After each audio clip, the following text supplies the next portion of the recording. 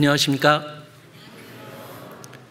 말씀에 앞서서 잠깐 기도 부탁 먼저 드리고 시작할까 합니다. 저는 농인 선교부에서 봉사를 하고 있습니다.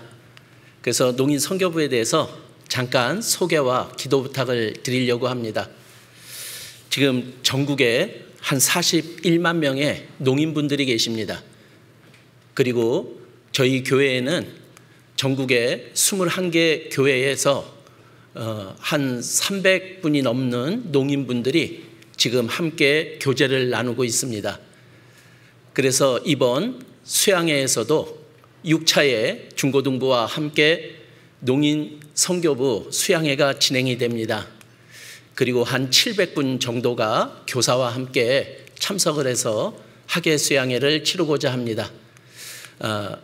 수어를 할 줄 모르는 농인분들에게는 이 학예 수양회가 1년에 한 번 있는 전도 집회가 됩니다. 그래서 잘 치를 수 있도록, 그리고 농인분들이 같이 참여해서 또 많은 분들이 구원받을 수 있도록 또 기도 부탁을 아울러 드립니다. 그리고 서울교회에서도 교사를 포함한 70분들이 함께 교제를 나누고 있습니다. 그리고 기도와 또 봉사의 손길도 필요합니다. 그래서 봉사에 마음이 계신 분들은 농인 선교부에 연락 부탁드리겠습니다. 기도로서 오늘 말씀 시작하겠습니다. 은혜와 사랑이 많으신 하나님, 감사를 드립니다. 저희를 구원하여 주시고 주님의 몸된 교회 안에서 하나님의 사랑과 은혜와 또한 말씀으로 양육하여 주심을 감사를 드립니다. 오늘 저희들 하나님의 말씀 앞에 나왔습니다. 오늘 허락하신 말씀을 통해서 하나님의 뜻을 올바로 알게 하여 주시고 또한 하나님의 뜻 가운데 살아갈 수 있는 저희들이 될 수 있도록 도와주시기를 기도드립니다. 지금 공주에서 학예 수양회가 진행되고 있고 7차에 걸쳐서 계속 진행될 예정입니다. 또 1차 학예 수양회를 무사히 마치게 하여 주셨고 또 나머지 남은 학예 수양회를 통해서 또 온전하신 주님의 역사가 이루어질 수 있도록 모든 준비 과정 하나님께서 인도하여 주시고 또 봉사하는 손길에도 하나님의 은혜 더해 주시고 또한 그곳에 참여한 많은 이뤄진 영혼들 모두가 구원받을 수 있도록 하나님께서 도와주시기를 간절히 기도드립니다. 오늘 허락하신 시간 주님의 뜻만이 나타나는 귀한 시간이 될 수 있도록 도와주시기를 부탁드리오며 저희를 사랑하시는 예수님 이름으로 기도드렸습니다. 아멘. 성경 말씀 찾겠습니다. 사도행전 13장 21절 말씀입니다. 사도행전 13장 21절에서 23절까지 말씀입니다.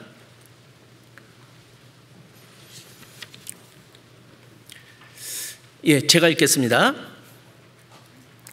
그 후에 저희가 왕을 구하거늘 하나님이 베냐민 지파 사람 기스의 아들 사울을 40년간 주셨다가 패하시고 다윗을 왕으로 세우시고 증거하여 가라사대 내가 이새의 아들 다윗을 만나니 내 마음에 합한 사람이라 내 뜻을 다 이루게 하리라 하시더니 하나님이 약속한 대로 이 사람의 씨에서 이스라엘을 위하여 구주를 세우셨으니 곧 예수라.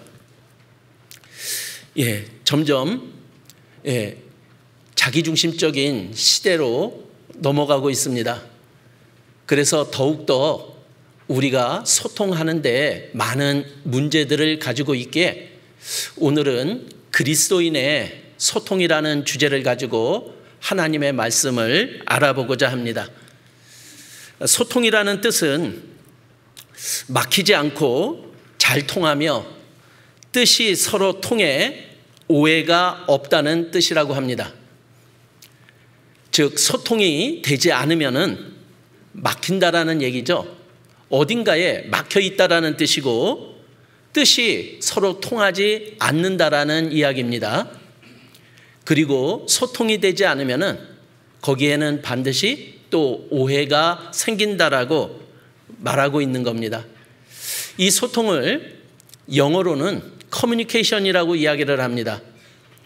컴이라고 하는 함께와 그 다음에 윤이라고 하는 하나, 즉 하나가 되자라고 하는 뜻을 가지고 있는 단어이기도 합니다.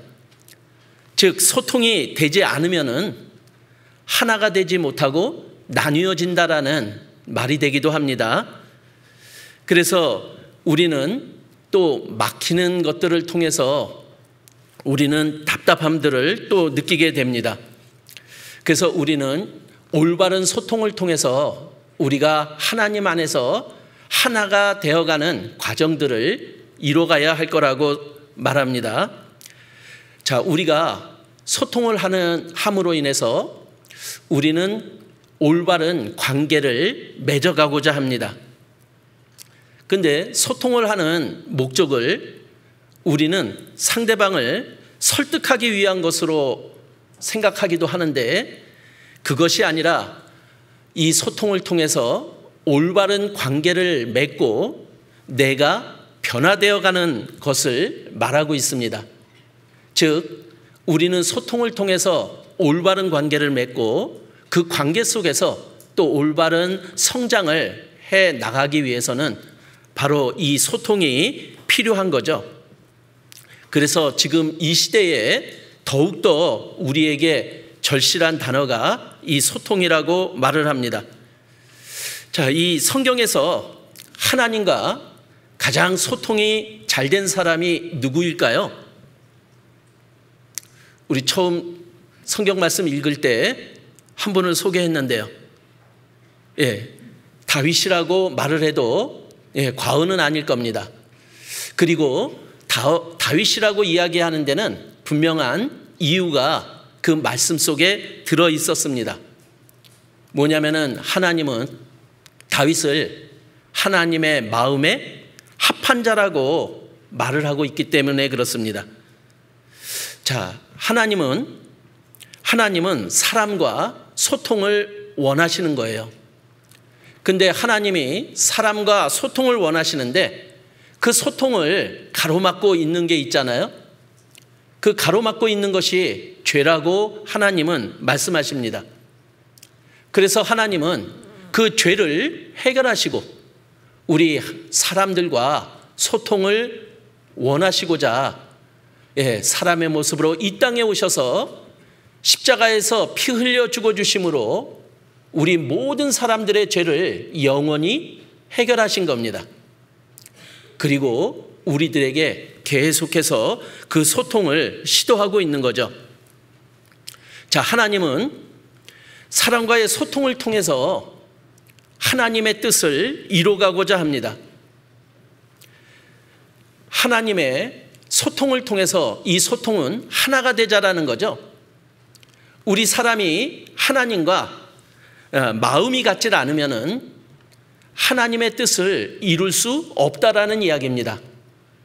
그래서 하나님은 하나님의 마음과 합한 자를 또 찾으시고 또 우리 구원받은 그리스도인이 하나님의 마음에 합한 자로 또한 성장해 나감으로 우리를 통해서 하나님의 뜻을 이루어 가시려고 하시는 것이 하나님의 목적이라는 거예요. 그래서 구원받은 우리에게 하나님은 구원을 이루라고 이야기를 합니다. 바로 성화를 이루라는 거죠. 하나님을 닮아가는 것, 예수님을 닮아가라, 예수님의 마음을 품으라고 우리들에게 말씀하고 있는 겁니다. 소통이 안 되면 많이 답답합니다. 그리고 동의보감에도 이 소통이 안 되면 고통이 온대요. 그래서 우리 이 소통이 안 되는 사람을 가리켜서 말귀를 못 알아듣는다라고 이야기를 하잖아요. 그래서 말귀를 못 알아듣는 사람을 우리는 사우정이라고 이야기를 합니다. 그래서 한때는 그 사우정 시리즈가 많은 사람에게 웃지 못할 많은 이야기를 전해줬어요. 하나를 소개합니다. 수업 시간에 사우정이 졸고 있었대요. 근데 선생님이 일제시대 때 이토 히로부미를 암살한 안중근 의사에 대한 이야기를 하고 있었습니다. 근데 졸고 있는 사후정을 본 거예요. 그리고 사후정을 일으켰습니다. 자, 이토 히로부미를 누가 죽였냐라고 물었거든요. 그랬더니 사후정이 제가 안 죽였다고 그렇게 얘기를 하더래요.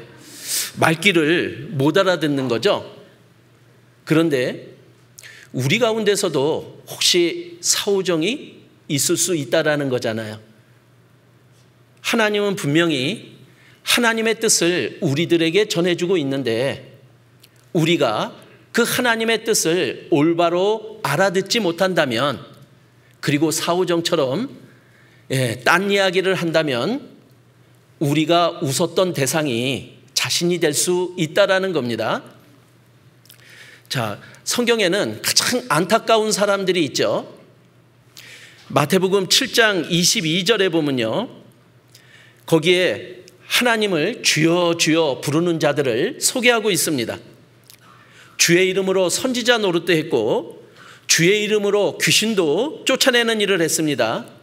그리고 주의 이름으로 많은 권능을 행했던 사람들이 있었던 거예요. 이 사람들은 자신들이 천국에 갈 수 있을 거다라고 믿은 거죠. 근데 하나님은 우리에게 말씀하시죠. 천국은 누가 갑니까? 죄가 없는 사람이 간다라고 분명히 말씀하고 계시거든요. 하나님은 우리에게 죄가 없는 사람만이 천국에 갈 수 있기에 죄인인 우리는 이 죄의 문제를 반드시 해결해야 될 것을 말씀하고 있지만, 사람들은 자기의 노력과 열심과 행위로 천국에 가려고 하는 사람이 있다라는 거예요. 그러나 그들은 결론에서 불법을 행하는 자들 속에 속한 자들이었다라는 거예요.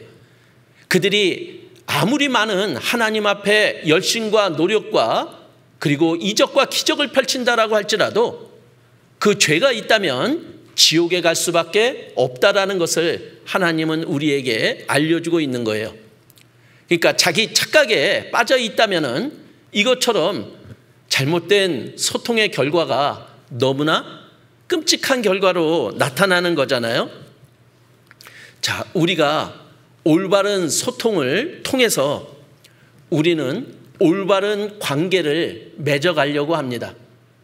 그리고 그 올바른 관계를 통해서 우리는 하나님 앞에서 더욱 합당한 모습으로 성장해가는 우리가 되기를 바라는 거예요. 가장 올바른 관계, 가장 좋은 관계는 어떤 관계일까요? 그것은 물어보나 마나 아마 사랑의 관계일 겁니다. 그래서 그 사랑의 관계임을 우리들에게 또 알려주시며 우리들에게 사랑하라고 또한 명령하시는 분이 하나님이신 거예요. 마태복음 22장 36절 말씀을 찾아보겠습니다. 마태복음 22장 36절 말씀,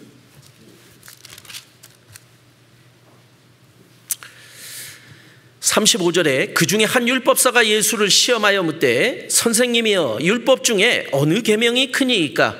예수께서 가라사대 내 마음을 다하고 목숨을 다하고 뜻을 다하여 주 너의 하나님을 사랑하라 하셨으니 이것이 크고 첫째 되는 계명이요 둘째는 그와 같으니 내 이웃을 내 몸과 같이 사랑하라 하셨으니 이 두 계명이 온 율법과 선지자의 강령이니라.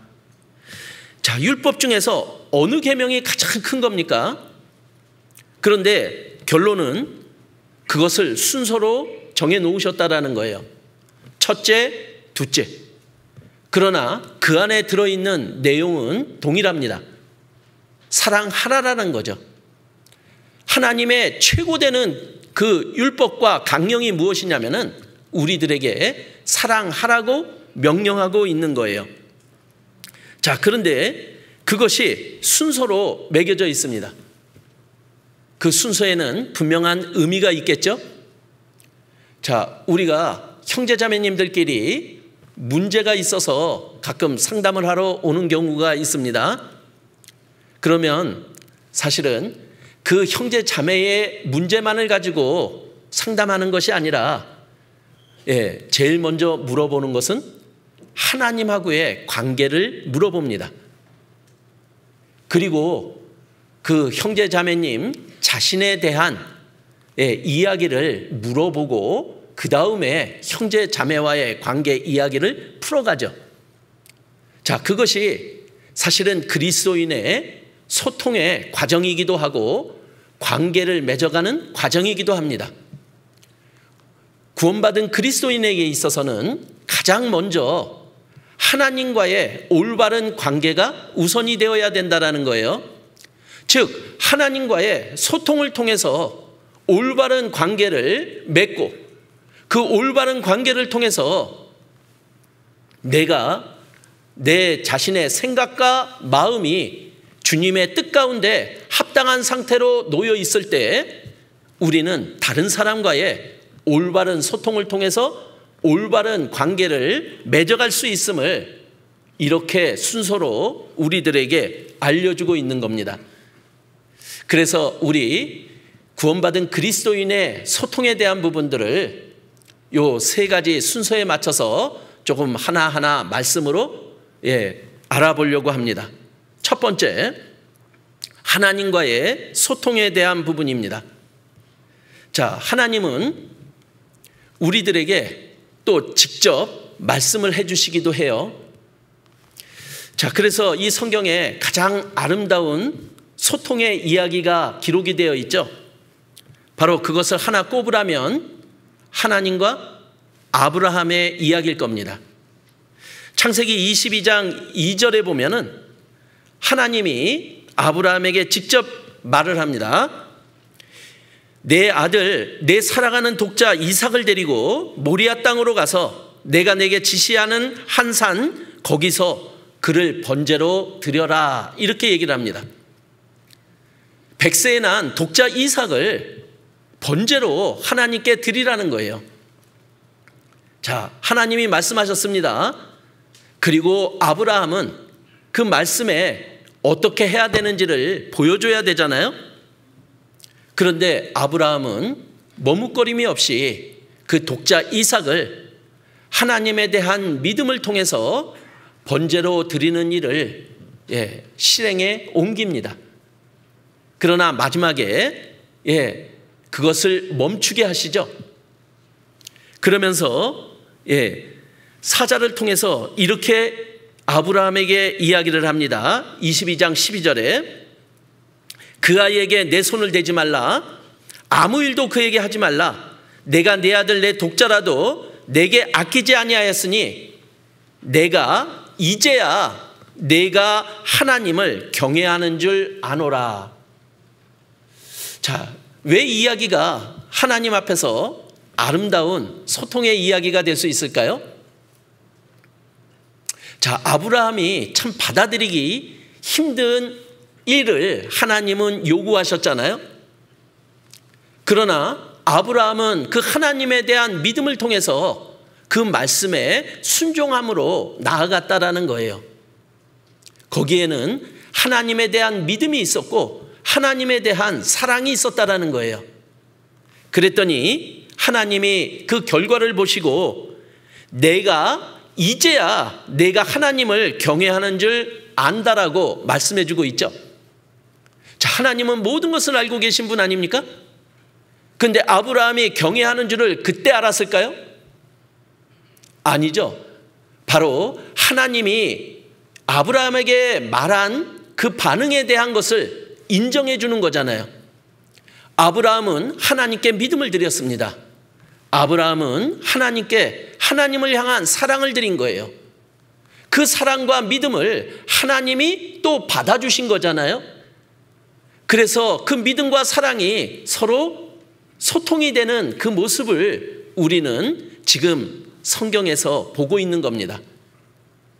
우리는 과연 하나님이 우리를 향해서 요구하시고 바라는 것을 어떻게 응하고 있느냐라는 거예요.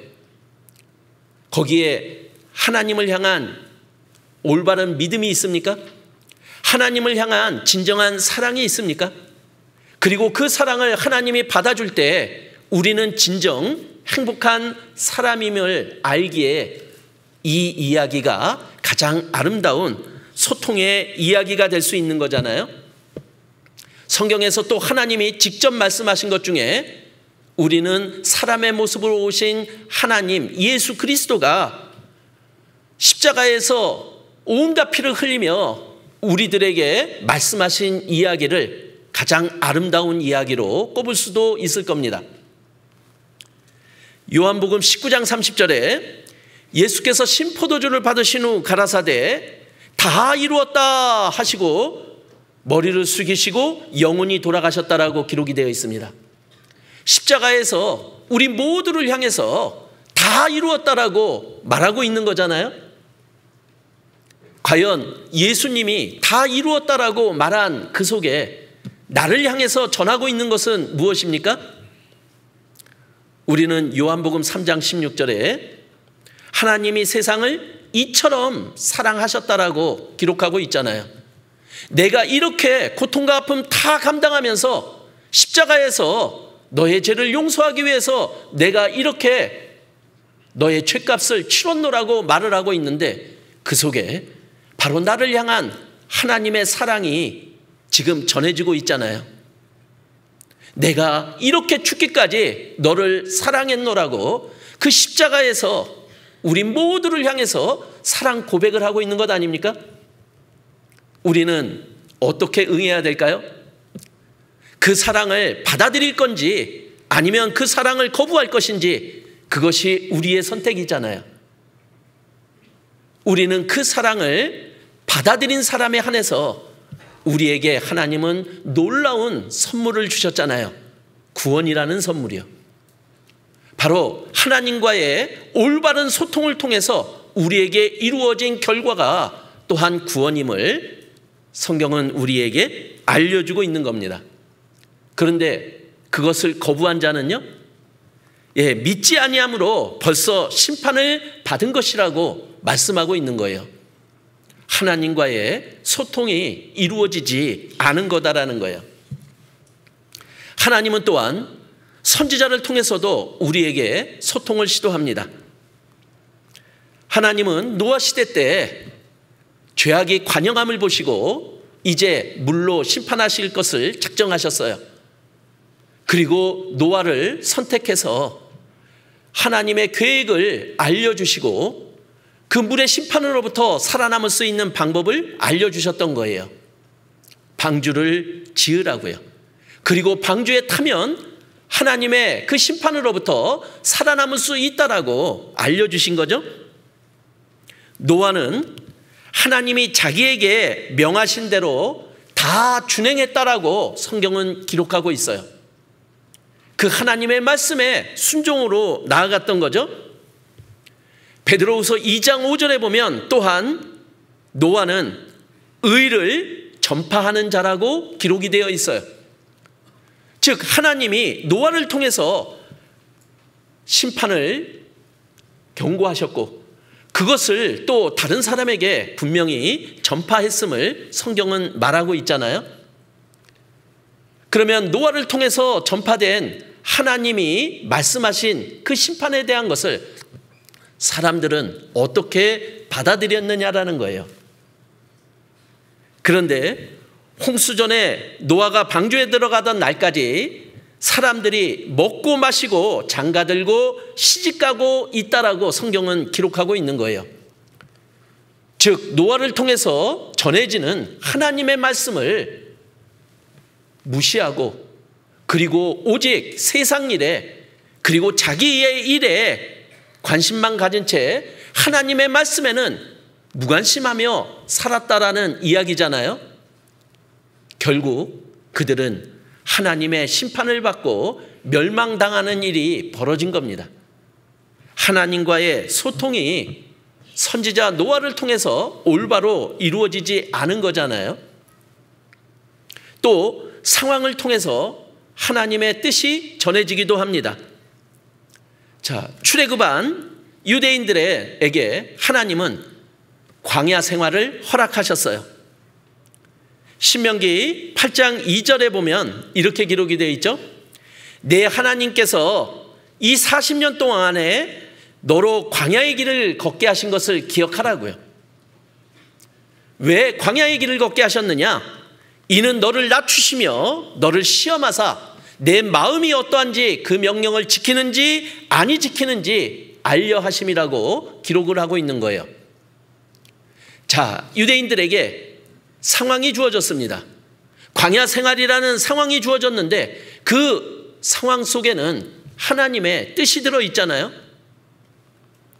그래서 우리를 낮추시고 우리를 시험하시고 그래서 우리의 마음이 어떠한지를 알려고 하시는 하나님의 뜻이 그들에게 전해졌지만 그들은 자기의 생각 속에서 그 상황을 받아들인 거예요.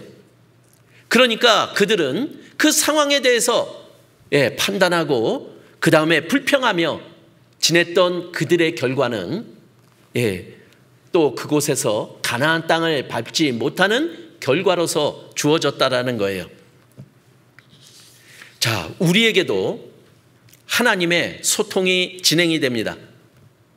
우리에게 계속해서 하나님의 말씀이 전해지고 또 교회를 통해서 하나님의 뜻이 전해지고 또 우리에게 허락하신 많은 교제들을 통해서 또 하나님은 우리에게 말하고 있는 거예요. 그리고 구원받은 우리가 겪고 있는 많은 상황들 속에서 또 하나님은 우리에게 하나님의 뜻을 또한 전하고 있는 겁니다. 근데 우리 잘 알아듣고 있어요? 어떻게 알아들어야 되는 겁니까? 자, 우리 그 방법을 말씀으로 한번 찾아보겠습니다. 잠언 3장 6절. 잠언 3장 6절 말씀입니다.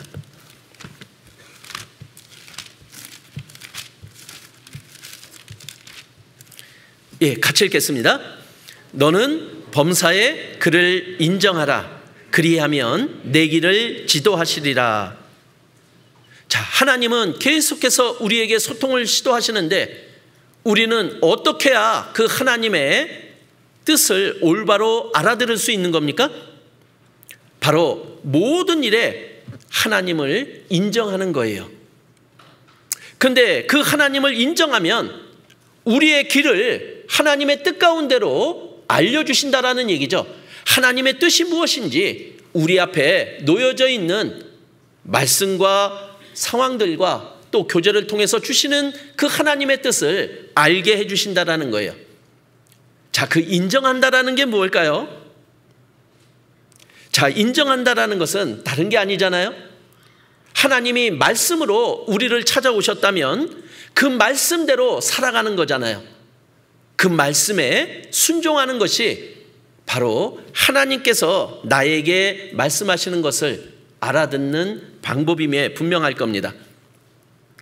요한복음 14장 21절입니다. 요한복음 14장 21절 말씀.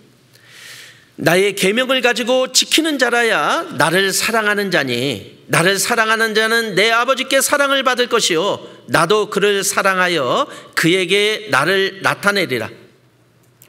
즉 나의 계명 하나님의 말씀을 가지고 지키는 자, 그 자가 하나님을 사랑하는 자라고 하나님이 인정해 주시는 거예요. 그러면은 그 말씀을 지켜나감으로 인해서 나를 통해서 하나님을 나타낼 수 있게, 예수님을 나타낼 수 있게 만들어 주신다라는 거죠. 우리가 하나님의 뜻을 올바로 알므로 우리는 하나님이 바라시는 합당한 모습으로 성장해 나갈 수 있음을 우리들에게 알려주는 거예요. 그리고 이 인정한다라는 것은 바로 말씀을 진리로 삼는 것을 말하는 거잖아요. 우리가 살아가는 삶 속에 도대체 그 기준이 무엇이냐라는 거예요. 근데 하나님은 분명히 말씀하십니다. 아버지의 말씀은 진리라고요. 그러니까 우리가 무엇을 하든지 그 행하는 것에 그 기준으로 삼아야 될 것이 말씀임을 우리들에게 말씀하고 있잖아요. 과연 나의 삶의 기준이 무엇입니까? 우리는 그 기준이 분명할 때 우리의 선택도 분명할 수 있는 거잖아요. 그래서 하나님은 우리를 하나님 앞에 합당한 자, 하나님 마음에 합한 자로 만들어 가시려고 하는 거죠. 디모데후서 3장 16절 말씀입니다. 디모데후서 3장 16절 말씀. 모든 성경은 하나님의 감동으로 된 것으로 교훈과 책망과 바르게 함과 의로 교육하기에 유익하니 이는 하나님의 사람으로 온전케 하며 모든 선한 일을 행하기에 온전케 하려 함이니라. 자, 하나님의 말씀은 우리들에게 교훈을 주십니다. 책망을 주십니다. 그리고 바르게 하고 의로 교육합니다. 왜냐하면 그 말씀을 통해서 우리로 하여금 하나님의 사람으로 그리스도인으로 온전케 하고 그리고 하나님의 선한 일을 행하는데 온전케 행하시고자 하나님은 말씀으로 우리를 양육해 가시는 겁니다. 또 인정한다라는 게 무엇입니까? 우리는 하나님을 어떤 분으로 알고 있느냐라는 거죠. 하나님은 분명히 선한 분이십니다. 그리고 하나님은 반드시 하나님의 뜻을 이루어 가시는 분이라는 얘기예요. 우리에게 어떤 일이 펼칠지라도 하나님은 그 모든 일들을 합력해서 선을 이루어 가시는 분이다라고 우리들에게 약속하고 있잖아요. 그러기에 우리는 하나님을 바라보며 하나님을 쫓아가는 자가 될 수 있음을 우리들에게 알려주는 거죠.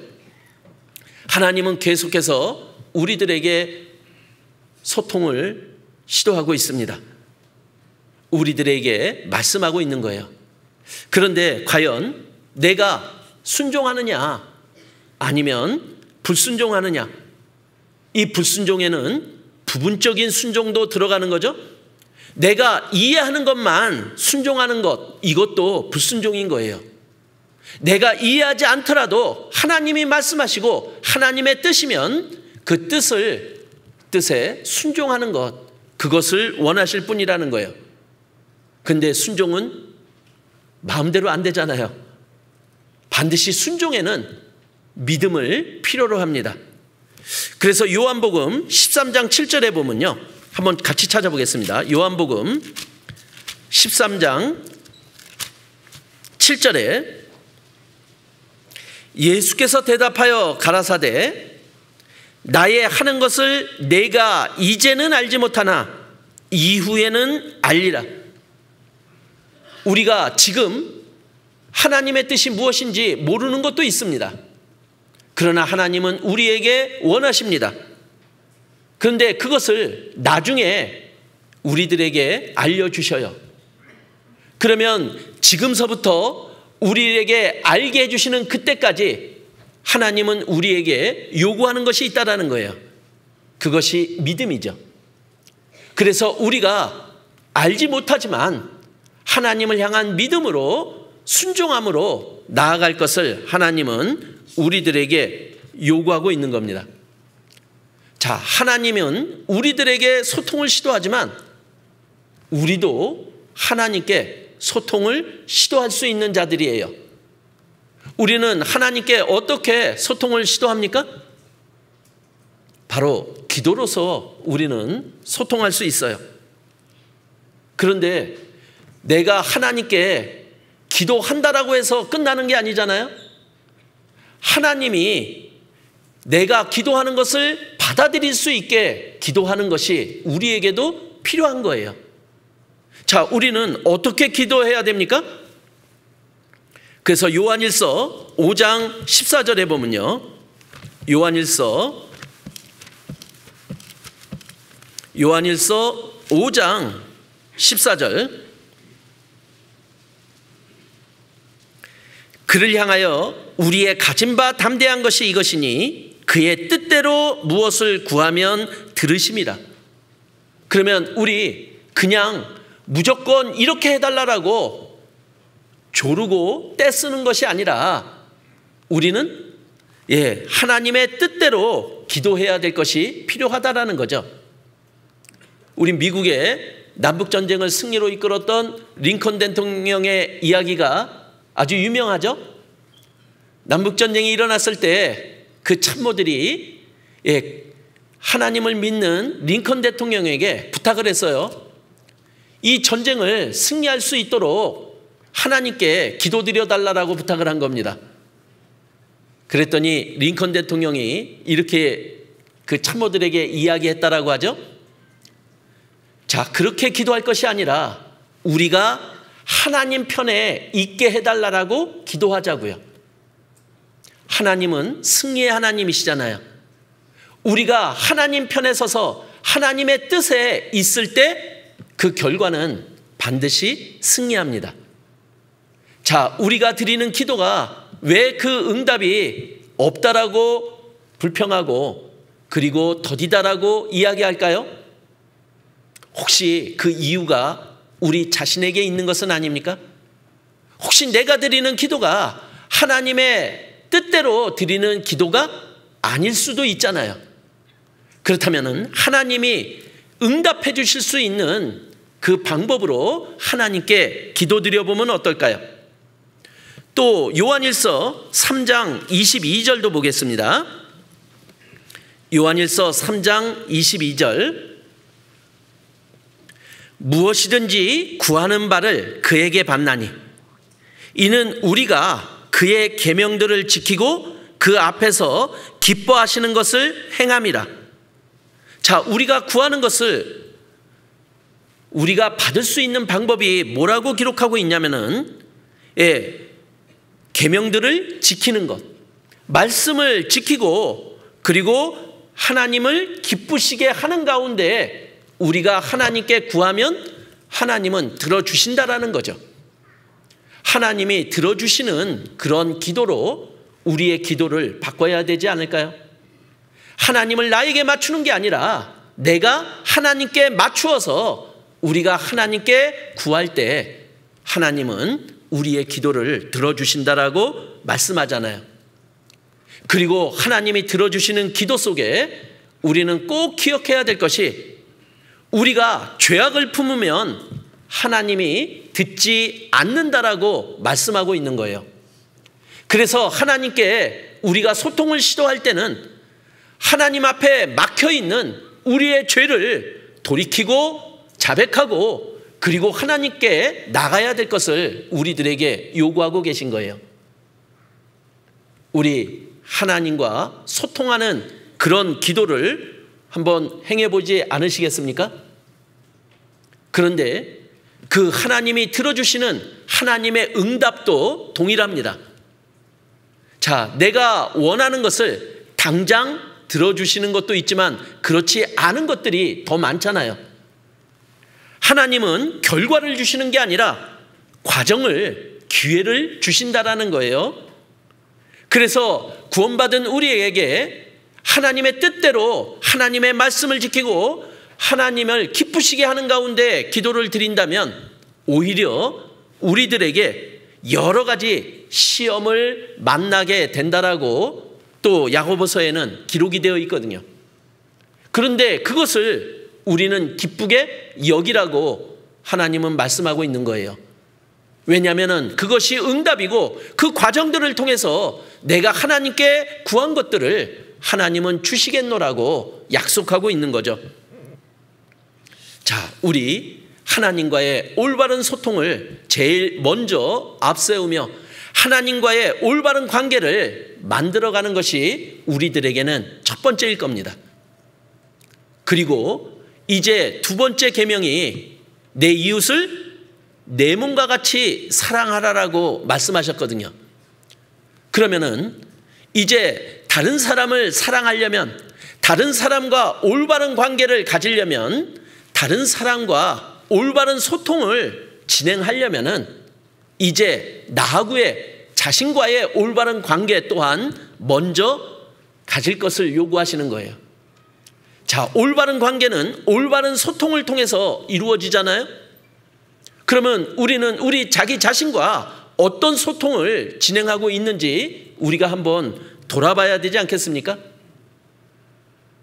자, 나는 누구입니까? 먼저 우리는 자기 자신이 누구인지를 먼저 좀 정리하고 넘어가야 되지 않을까요? 로마서 7장에 보면 한 법을 깨달았다라고 이야기를 하죠. 구원받은 사람이. 근데 구원을 받으면은 우리는 마음으로는 하나님의 법을, 육신으로는 죄의 법을 섬긴다라고 이렇게 고백하고 있는 거예요. 구원받은 우리들의 모습 아닙니까? 그런데 과연 나는 누굽니까? 갈라디아서 2장 20절에 보면 그리스도께서 십자가에 못 박히셨습니다. 그런데 그때 우리는 그리스도와 함께 십자가에 못 박힌 자라고 고백하고 있잖아요. 우리 구원받은 자는 예수님이 십자가에 피 흘려 못 박혀 죽으실 때 우리도 같이 죽은 자입니다. 과연 구원받은 나는 나를 누구라고 여기며 살아가고 내가 누구라고 여기면서 우리 자신과 소통을 하느냐라는 거예요. 자, 우리는 어떤 자입니까? 구원받았기에 하나님의 자녀가 되는 권세를 주셨잖아요. 그렇다면 구원받은 우리는 나는 하나님의 자녀인 거예요. 하나님의 유업을 이어받고 그리고 하나님처럼 변해가야 될 자가 바로 구원받은 나라고 여기는 거잖아요. 그런데 마음으로는 하나님의 법을 지켜나가는 내가 될 때 바로 하나님의 자녀로서 올바르게 성장할 수 있고 그리고 하나님의 자녀로서 합당한 생각을 할 수 있는 자로 나아갈 수 있잖아요. 자, 우리는 하나님과 함께하는 자입니다. 그래서 우리가 구원받을 때 성령이 내 안에 들어오셨잖아요. 우리는 그 성령과 하나가 되어서 그리스도의 법을 이루어가야 될 자임을 우리들에게 알려주고 있는 거죠. 우리는 부족하지만 우리는 하나님과 함께하기에 더욱더 하나님처럼 변해갈 수 있는 자임을 우리들에게 알려주고 있는 거예요. 그래서 우리는 모든 것을 할 수 있는 자는 아닙니다. 그러나 내게 능력 주시는 자 안에서 모든 것을 할 수 있는 자라고 우리들에게 알려주고 있는 거예요. 그것이 구원받은 바로 나입니다. 자, 우리는 자기 자신과 많은 소통을 하고 있어요. 기억하십니까? 우리 가끔 중얼거리죠. 힘들 때도 중얼거립니다. 화가 날 때도 뭐라고 혼자 중얼중얼해요. 누구하고 얘기하는 겁니까? 그리고 피곤할 때 뭐라고 얘기해요? 피곤해 죽겠다 막 얘기합니다. 누구한테 얘기해요? 자기 자신한테 이야기하는 것 아니에요? 그런데 진정한 자기 자신에게 한번 이야기를 하는 것이 무엇이냐면은 그것이 우리들의 생각이라는 거예요. 우리는 과연 어떤 생각을 하며 살아가느냐라는 거죠. 자, 잠언 23장 7절에 보면 대저 그 마음의 생각이 어떠하면 그 위인도 그러하다라고 말씀하고 있는 거예요. 우리가 어떤 생각을 하느냐에 따라서 우리는 그것이 밖으로 나타나는 거라는 겁니다. 자, 과연 우리는 자기 자신과 어떤 소통을 하고 계십니까? 그러나 그것이 세상적으로 흘러가고 그리고 자기중심적으로 진행이 돼버린다면 그 생각은 하나님 앞에 합당하지 않은 생각들일 거다라는 거예요. 그러나 나의 그 생각이 하나님의 뜻과 합당하다라면요, 일치한다면요, 그 생각이 나를 만들어 가잖아요. 내가 어떠한 생각을 하느냐에 따라서 그 생각이 나를 만들어 갈 수 있다면 그 생각이 하나님과 연관된 생각, 하나님의 뜻을 품은 생각이 될 때 우리는 하나님의 자녀로서 올바른 하나님의 마음에 합한 자로 성장해 나갈 수 있음을 우리들에게 알려주고 있는 거잖아요. 그래서 우리 많은 관계를 맺어 나갈 때 이렇게 하라고 우리들에게 요구하십니다. 마태복음 7장 12절. 마태복음 7장 12절.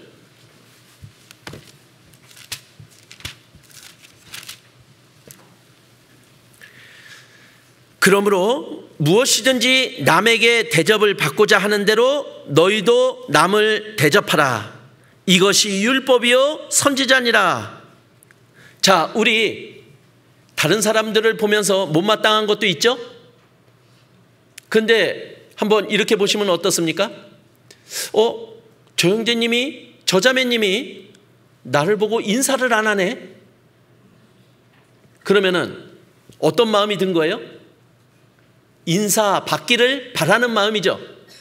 그럼 인사를 받으려면 어떻게 하라고요? 먼저 인사하라는 거예요. 내가 대접받고자 하는 대로 대접하라고 이야기를 하는 거잖아요. 그래서 내가 먼저 인사를 한번 해보십시오. 그럼 인사받은 그분은 다음에 어떻게 할까요? 나를 보면 인사를 할 겁니다. 그런데 먼저 내가 대접받고자 하는 게 무엇인지 우리가 먼저 생각을 해야 되잖아요.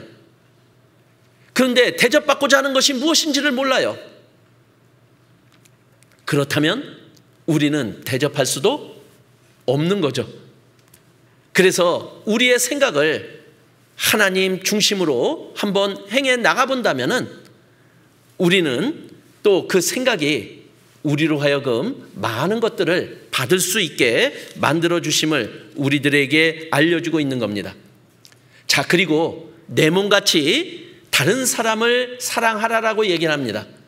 가장 좋은 사랑의 관계를 만들어가는 가장 좋은 소통의 방법은 또 어떤 것이 있을까요? 그런데 다른 사람과의 소통이 너무나 어렵잖아요. 왜 어려운 겁니까? 왜냐하면 살아온 삶의 과정이 달라요. 그리고 자기가 처한 상황이 달라요. 그러니까 세상을 바라보는 이 창이 다른 거예요.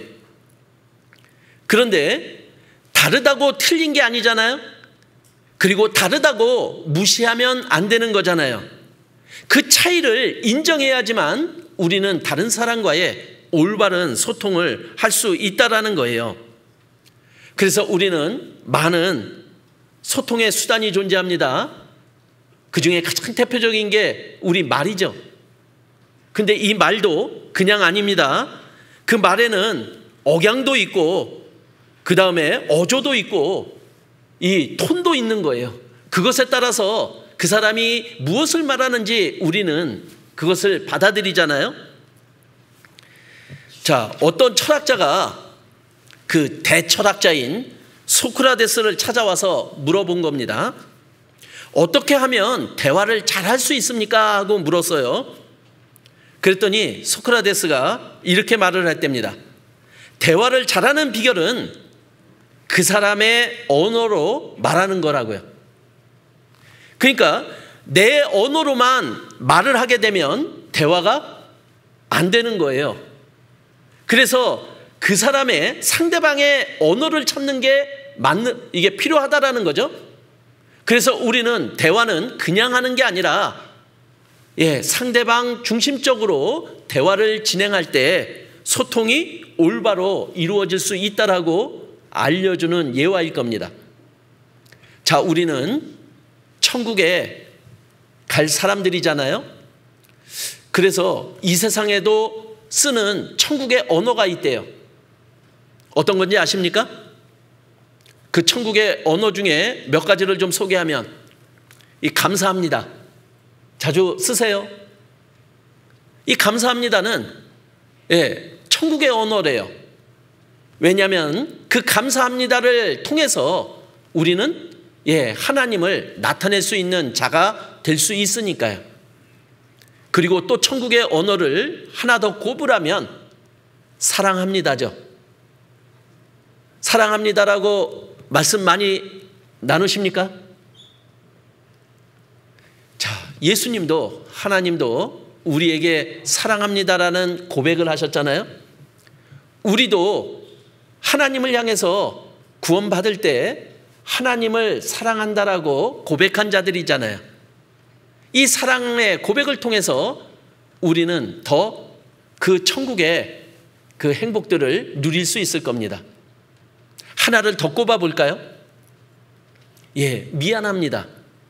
이것도 천국의 언어이지 않을까요? 왜냐하면 그 미안합니다 속에는 더 낮아진 자기를 표현하는 언어이니까요. 우리는 어떤 언어를 사용하고 계십니까?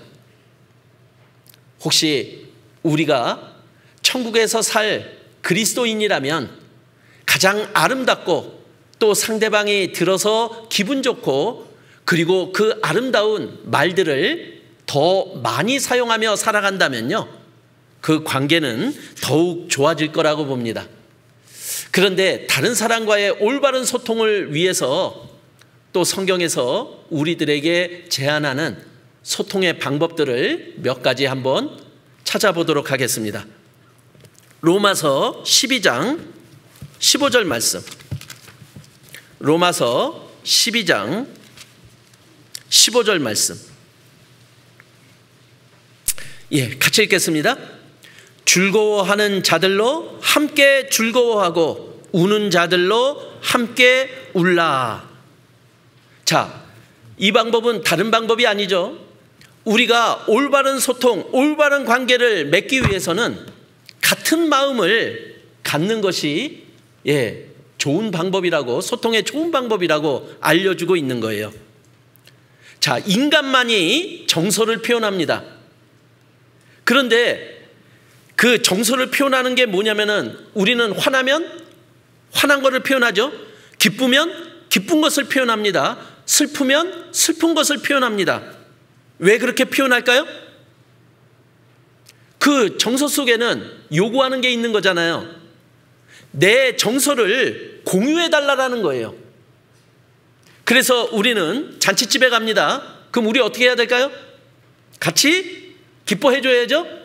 잔치집에 가서 대성통곡하면 이거는 잔치집 다 망가뜨리는 겁니다. 그런데 장례식 가면 우리 어떻게 해야 될까요? 같이 슬퍼해야죠.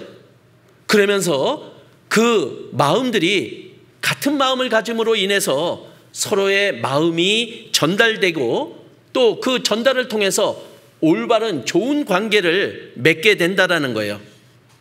그래서 우리가 이 같은 느낌을 갖는 것, 이것이 너무나 중요한 거죠. 어느 교회에서 실제 있었던 일입니다. 한 초등학교 아이가 구원을 받았습니다. 그리고 교회 학교에 오는 것이 그 아이에게는 최고의 기쁨이었어요. 그런데 그 아이가 교회에 나오는 것을 아버지가 무조건 막은 겁니다. 그래서 몰래 교회 학교에 나왔던 그 아이에게 아버지가 교회로 쳐들어온 거예요. 그런데 대강당 말씀이 끝날 때쯤 이 아버지가 그 교회 학교에 찾아가서 그 아이의 손을 잡고 데리고 나온 겁니다. 그리고는 대강당에서 말씀이 끝나고 나오는 많은 성도들 앞에서 그 아이 앞에서 그 아이의 성경책을 찍고 있는 거예요. 아버지가. 그 앞에서 이 아이는 그냥 울고만 있었던 거예요. 어떤 누구도 이것을 말릴 수가 없었어요. 그런데 그 아이의 분반 선생님이 멀리서 뛰어오고 있었습니다. 그리고 뛰어와서는 그 울고 있는 그 아이를 붙들고 같이 울어줬던 거예요. 자, 어떤 말도 안 했습니다. 단지 그 울고 있는 그 아이와 함께 울어주는 그 분반 선생님이요. 이 아이와 어떤 소통이 이루어졌을까요? 근데 그 모습을 보면서 그 아버지에게는 어떤 것을 전해주었을까요? 우리는 같은 마음을 가지고 같이 느껴주는 것만으로도 우리는 소통할 수 있잖아요. 자, 한 초등학교 아이가 암에 걸려가지고 항암 치료를 받았대요. 항암 치료를 받으니까 머리털이 다 빠졌습니다. 그런데 항암 치료를 받고 학교에 가려고 하니까 너무나 창피한 거예요. 왜냐? 머리털이 하나도 없는 자기의 모습을 보니까 학교에 가기가 싫은 거예요. 그런데 억지로 학교에 가게 됐습니다. 그리고 학교 문, 교실 문을 딱 열었는데 그 교실 안이 반짝반짝 빛나는 거예요. 그 반 아이들이 이 항암 치료를 받고 있는 이 친구를 위해서 모든 친구들이 다 머리를 삭발한 거예요. 이 항암 치료를 하는 이 아이의 마음이 어땠을까요? 그 친구들이 이 항암 치료를 받았던 이 친구에게 뭐라고 말을 하진 않았어요. 그런데 같은 마음임을 그 친구에게 전했을 뿐이에요. 이 아이에게는 너무 큰 기쁨이 전해졌을 거예요. 친구들과의 최고의 소통이 이루어진 거잖아요. 자, 우리는 또 한 사례를 예수님을 통해서 우리는 받아볼 수 있잖아요. 예수님이 왜 사람의 모습으로 이 땅에 오셨습니까? 예수님이 사람의 모습으로 이 땅에 오셔서 우리의 인간만이 가질 수 있는 모든 것을 같이 겪어주신 거예요. 우리 인간이 겪을 고통과 아픔을 예수님이 다 체휼하셨음을 우리들에게 알려주고 있잖아요. 그리고 우리가 받을 시험도 예수님이 다 받아주시며 우리와 같은 느낌으로 우리에게 다가오신 거예요. 그리고 그 십자가에서 우리를 향한 사랑을 보여주셨기에 우리는 그 사랑을 더욱더 받아들일 수 있는 자가 될 수 있었잖아요. 바로 예수님이 보여주신 같은 느낌이요. 우리와 같은 느낌을 가지고 있고 우리와 같은 인간임을, 그래서 그 상황을 보여줌으로 인해서 우리와 더 소통이 될 수 있었음을 우리들에게 보여주고 있잖아요. 자, 그리고 우리가 다른 사람과 소통을 올바르게 하려면은요, 그 상대방에 대한 이해하는 것이 필요로 합니다. 자, 우리가 상대방을 얼마나 이해하느냐, 상대방의 입장에 얼마나 서서 볼 수 있느냐, 이것이 소통이 되느냐 안 되느냐를 또 도와준다라는 거예요. 그래서 이 상대방을 이해하려면 우리에게 필요한 게 있습니다. 우리가 해야 될 게 있는 거예요. 첫 번째, 베드로전서 3장 7절. 베드로전서 3장 7절. 남편된 자들아, 이와 같이 지식을 따라 너희 아내와 동거하고. 자, 아내와 동거한다. 그런데 필요한 게 뭐냐? 지식이 필요해요. 자, 많은 부부가 함께 살아가는데 소통이 잘 되느냐 안 되느냐, 이거 너무 중요하죠. 그런데 이게 소통이 잘 되려면 지식이 필요합니다. 어떤 지식이 필요할까요? 여자가 어떤 존재인지, 그리고 남자가 어떤 존재인지 이 지식이 좀 필요로 해요. 자, 한번 예를 들어볼까요? 남편이 밖에서 일을 하다가 집으로 돌아왔습니다. 그랬더니 집안에서 아내가 아프다고 합니다. 그러면은 남편이 아프다고 하는 아내를 향해서 뭐라고 이야기를 할까요? 남자분들 좀 얘기해 주셔 보실랍니까? 어떻게 얘기하십니까? 많은 분들이 이렇게 얘기한대요. 병원 가봐. 약 사 먹어. 아니, 아프면 병원 가는 거, 약 사 먹는 거 모릅니까, 여자는?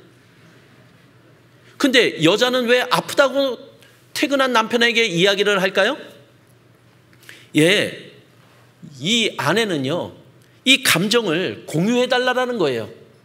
그럼 이때 어떻게 해야 될까요? 남편이? 얼마나 아파? 어디가 아파? 좀 같이 공유해줘야 되는데, 병원 가봐. 이러니까 욕을 얻어먹어요. 그런데 또 그것을 바라는 것도 남편을 잘 모르는 거죠. 이 남자라는 존재는요, 그렇게 공유를 잘하는 존재가 안 돼요. 그러니까 남자예요. 그러니까 여자끼리 이야기를 나누면 뭐가 깨져요? 접시도 깨진대요.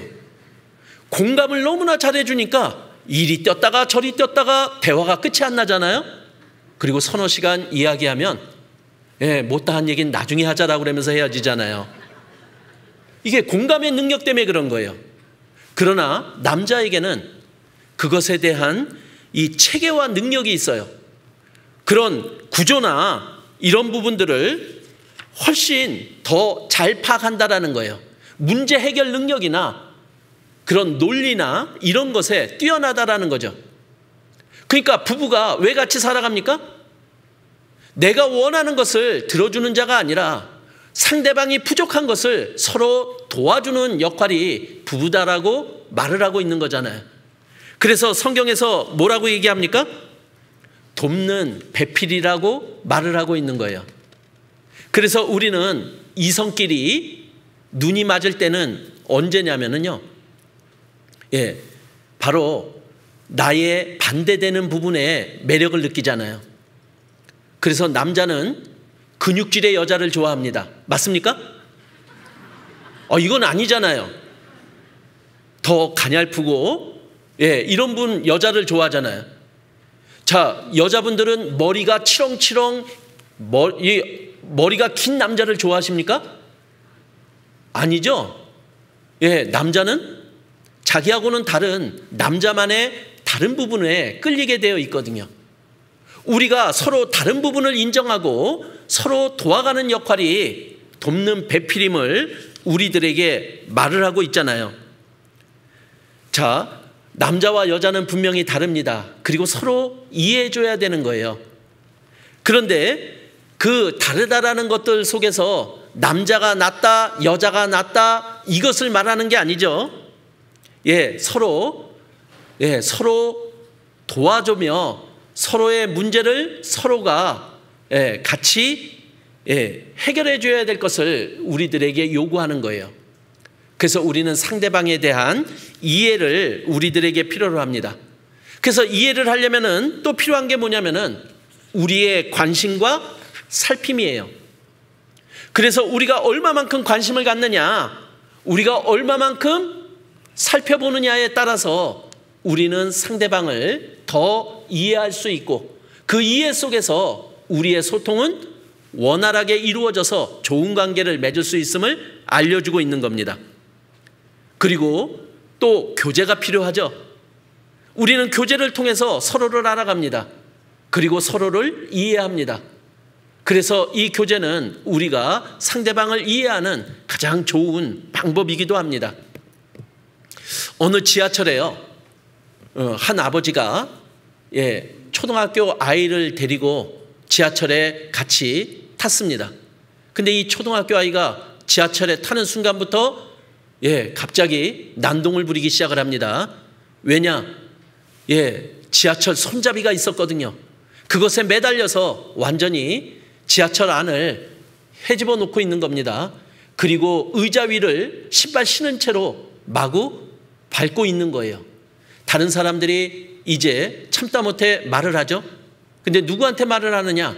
그 아이의 아버지에게 말을 하는 거예요. 아니, 아이를 저렇게 관리도 안 하면 어떡하냐고 아버지에게 항의합니다. 근데 이 아버지가 그 항의를 받고 사과를 드렸어요. 근데 뭐라고 사과를 드렸느냐? 지금 저 아이의 엄마를 화장하고 오는 길이라고요. 그리고 엄마 없이 저 아이를 어떻게 길러야 될지 그거 생각하느라고 아이를 단속하지 못했노라고요. 자, 문제는 누구에게 있었던 거죠? 그 아이와 아빠에게 있었던 거잖아요. 근데 그 말이 지하철에 있는 사람들에게 전해지니까 어떤 할머니는 처맞춤에서 1,000원짜리를 꺼내서 그 아이에게 전해줍니다. 그리고 어떤 아줌마는 다가와서 그 아이를 꼭 안아줍니다. 그리고 어떤 어르신은 와서 그 아버지의 손을 꽉 잡아줍니다. 자, 뭐가 변한 겁니까? 잘못된 쪽이 변한 게 아니라 그 아이와 아버지가 처한 상황을 다른 사람들이 이해하고 알게 되니까 다른 사람이 변하게 된 거잖아요. 그리고 그 문제는 더 이상 문제가 되지 않았던 거였어요. 우리가 다른 형제자매님들 그리고 구원받지 못한 다른 영혼들의 그 상황들을 얼마나 이해하고 그들의 입장에 서려고 하느냐, 그것이 또한 올바른 관계 또 올바른 소통으로 이어질 수 있음을 우리들에게 알려주는 거죠. 그리고 또 하나의 올바른 소통을 이루는 방법은 바로 최고의 소통의 방법이 본이라는 거예요. 자, 이렇게 해라 주장하는 것이 아니라 내가 먼저 본을 보여주면 그것이 최고의 소통의 방법이라고 알려주시는 거죠. 바로 그것을 예수님이 우리들에게 보여주셨어요. 내가 너희를 사랑한 것 같이 너희도 서로 사랑하라고 말씀하시잖아요. 사랑의 본을 보여주신 겁니다. 그 제자들의 발을 씻기면서 내가 너희에게 행한 것 같이 너희도 행하게 하려 하여 본을 보였느니라 하고 바로 섬김의 본을 보여주셨던 분이 예수님이셨어요. 겸손의 본도 보여주셨습니다. 그리고 거룩의 본도 보여주셨고 기도의 본도 보여주셨고 순종의 본도 보여주셨어요. 예수님이 그렇게 본을 보여주셨기에 우리는 예수님을 쫓아갈 수 있잖아요. 우리가 구원받은 그리스도인이라면 우리도 예수님을 본받아 예수님을 알지 못하는 다른 사람에게도 본을 보여야 되는 것이 그들에게 하나님의 뜻을 올바로 전하는 최고의 방법이 되지 않을까요? 그리고 구원받았지만 구원받은 형제 자매들 사이에서도 우리가 얼마만큼 본을 보이느냐에 따라서 우리는 서로가 서로에게 더욱 성장케 하는 그러한 우리가 될 수 있음을 또한 알려주는 거잖아요. 그래서 예수님도 우리가 사랑할 수 있었던 건 뭐냐? 그가 먼저 우리를 사랑하셨음이라고 알려주고 있잖아요. 그래서 내가 먼저 사랑하고 내가 먼저 본을 보여준다면 그 본을 통해서 우리는 더욱더 올바른 소통이 이루어질 수 있음을 또한 우리에게 알려주고 있습니다. 그리고 또 하나의 소통의 방법은 바로 우리가 주님의 마음을 품어야 된다는 거예요. 자, 주님의 마음은 무엇입니까? 바로 사랑이잖아요. 그래서 고린도전서 13장에 보면 사랑은 이런 거다. 그러면 소통이 잘 되는 사람은 이렇다 하고 그 사랑 대신에 소통이 잘 되는 사람으로 바꿔도 전혀 문제가 되지 않습니다. 자, 우리가 올바른 소통을 통해서 올바른 관계를 맺으려면 우리의 마음에 사랑을 품고 진행해보자라는 거예요. 우리가 무엇을 하든지 그 속에 사랑이 배제되면요, 그것은 아무것도 아니라고 예수님은 말씀하시잖아요. 우리 안에 그 사랑이 들어갈 때 비로소 우리는 그 안에 아주 중요한 의미를 갖게 되는 거예요. 하나님을 알리고 하나님의 뜻을 알리고 그리고 우리가 사랑으로 하나가 될 수 있음을 알려주고 있는 거잖아요. 그리고 또 다섯 번째 또 제안하는 소통의 방법은 기도입니다. 자, 우리는 완전한 자가 아닙니다. 우리는 부족한 자입니다. 그래서 더욱더 하나님을 의지하고 나아가야 되는 자들인 거예요.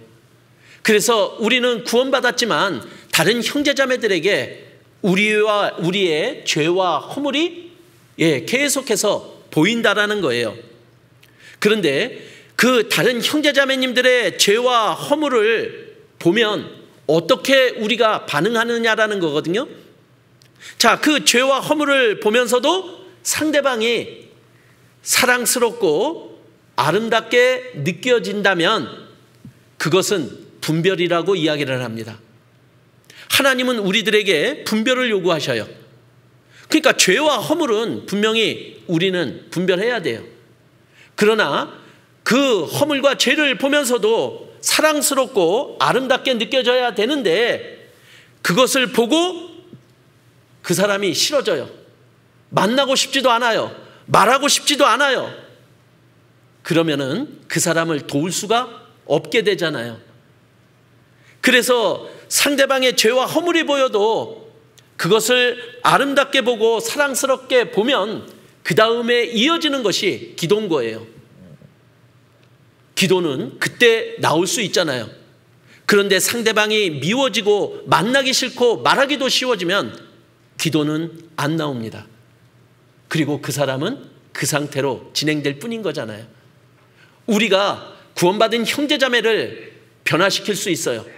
하나님 앞에 더욱 올바른 모습으로 성장하는 데 도움을 줄 수 있는 거예요.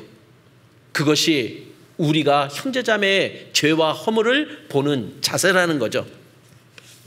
자, 그리고 더더욱 이제 올바른 소통을 위해서는 우리의 마음을 넓혀야 됩니다. 고린도후서 6장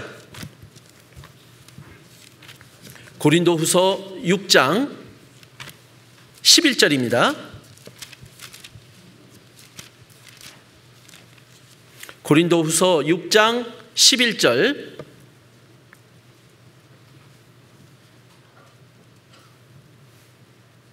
고린도후서 6장 11절.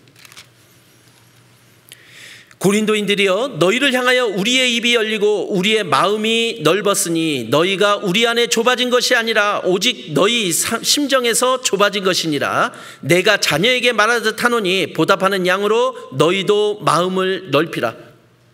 자, 고린도 교회는 사도 바울을 오해했죠. 그런데 사도 바울은 어떻게 했습니까? 야, 어떻게 너희들이 나한테 이럴 수 있어? 이렇게 얘기 안 했죠? 사도 바울은 계속해서 입을 열었어요. 그리고 더욱더 마음을 넓힌 거예요. 우리가 마음이 좁으면 마음이 닫혀집니다. 마음이 좁아지면 오해가 생겨요. 소통이 되질 않아요. 그래서 우리의 마음을 넓히는 거예요. 그런데 그 마음을 넓혀진 이유는 분명하죠? 바로 우리에게는 성령으로 말미암아 우리 마음에 부어주신 하나님의 사랑이 있습니다. 그리고 하나님의 은혜를 받은 자이기에 우리는 마음을 넓혀야 될 자임을 우리들에게 말씀하고 있는 거잖아요. 우리가 마음을 넓히면 받아들일 수 있고 들을 수 있고 그리고 품을 수 있어요. 그러면 소통이 올바로 될 수 있잖아요.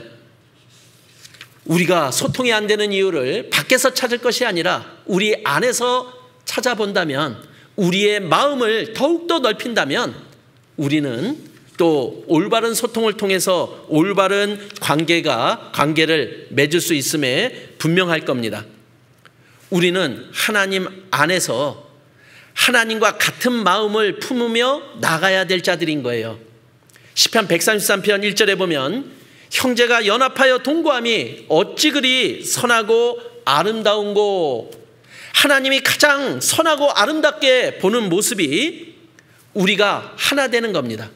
같은 마음을 가지고 우리가 올바른 소통을 통해서 올바른 관계를 맺으며 하나님 앞에 합당한 마음을 품으며 나아가는 거죠. 그런데 그것으로 끝나는 게 아니라 거기서 하나님은 복을 명하시는 거죠. 바로 영생의 복을요. 지금 계속해서 학예수양회가 진행이 되고 있습니다. 더욱더 우리의 사랑이 필요하고 하나님의 마음이 필요합니다. 그 마음으로 하나가 되어서 또 우리에게 허락하신 그 학예수양회를 같은 마음으로 우리가 치른다면요, 또 그 학예수양회를 통해서 하나님의 복을 우리들에게 분명히 허락하실 겁니다. 그래서 많은 이뤄진 영혼들이 또 이번 학예수양회를 통해서 구원받는 놀라운 하나님의 역사가 이루어질 수 있음에 분명할 겁니다. 그래서 우리 하나님과 올바른 소통을 나누고, 그리고 우리 안에 올바른 생각을 가지고, 그리고 형제자매와 하나가 되어가는 그러한 소통을 이루고 관계를 이루어서 하나님의 뜻을 우리 같이 이루어갔으면 좋겠습니다. 기도로서 마치겠습니다. 은혜와 사랑이 많으신 하나님, 감사를 드립니다. 저희를 사랑해 주셨고 또 그 사랑을 받은 저희들 함께 사랑함으로 하나님의 마음을 품으며 나아가는 저희들이 되기를 바랍니다. 그래서 하나님과의 올바른 소통, 또 자기 자신과의 올바른 소통, 다른 사람과의 올바른 소통을 통해서 또 올바른 관계를 만들어 하나님의 뜻을 이뤄갈 수 있는 저희들이 될 수 있기를 간절히 기도드립니다. 저희를 사랑하시는 예수님 이름으로 기도드렸습니다. 아멘. 예, 찬송하시